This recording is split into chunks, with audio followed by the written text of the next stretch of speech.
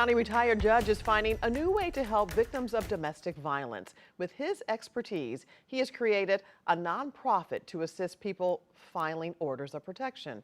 Justina Coronel takes a closer look into this newly formed program.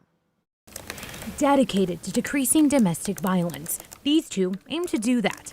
The attorneys are hard at work to give victims and survivors representation and hope. I knew that I wanted to do something that pertained to domestic violence advocacy. St. Louis County retired Judge Michael Burton created the nonprofit St. Louis Survivors Legal Support. St. Louis Survivors Legal Support is saving lives. Polly Katz is the director of legal advocacy. So now working at St. Louis Survivors Legal Support, where we can intervene much earlier in the cycle of violence and try to help people before the worst happens, for me is really very empowering. Her new role still fulfills that passion. What St. Louis Survivors Legal Support does is represent victims of intimate partner violence when they are seeking an order from the court that will protect them from their abuser. Burton created this after finding some flaws. I would read in the files some significant allegations, and in so many instances, the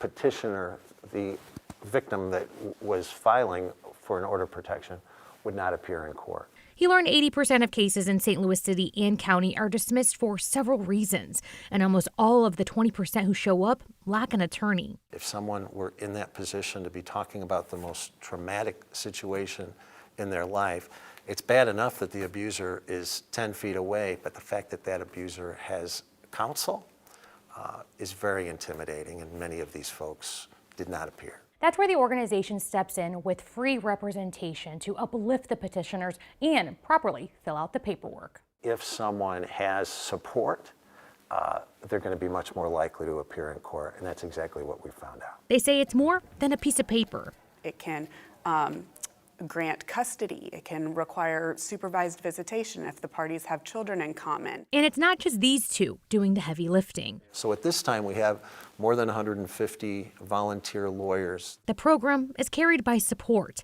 to show victims they're not alone. Orders of protection do work when they're enforced. We've seen people turn their lives around. Justina Coronel, 5 on your side.